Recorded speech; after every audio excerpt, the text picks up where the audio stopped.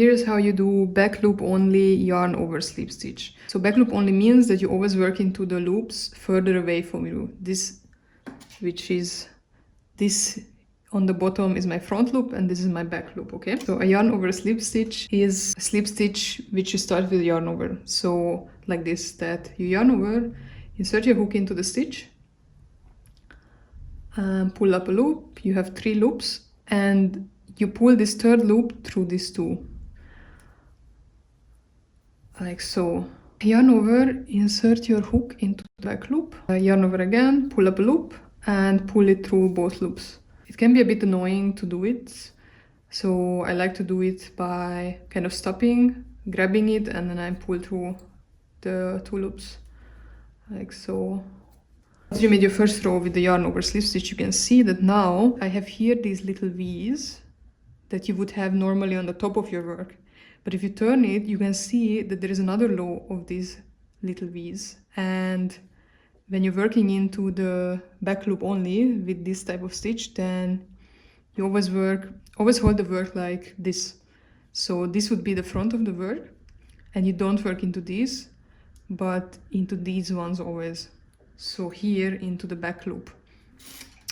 So these ones, the ones either like further away from you or on the top, yes.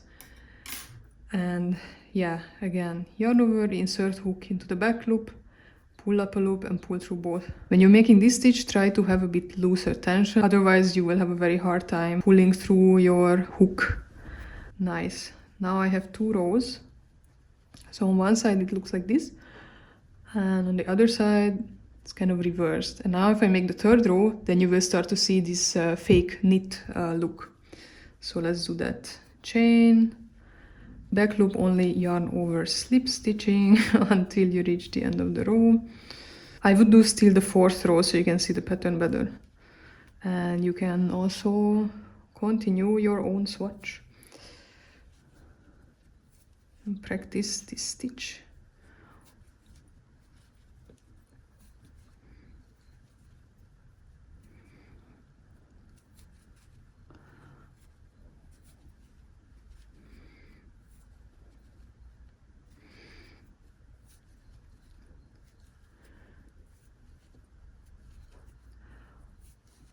All right, I have here now 4 rows, and you can see here I have these little V's on the front, which looks a bit like knitted ribbing where you knit 1, purl 1. So when I use this stitch in my patterns to add ribbing, then I always make the last stitch not a back loop only stitch, but a normal yarn over slip stitch. So again, same as before, but you insert it under both loops. So not into the back loop like before, but under both, but only for the last stitch. And chain and continue, because then your ribbing will have a bit nicer edge.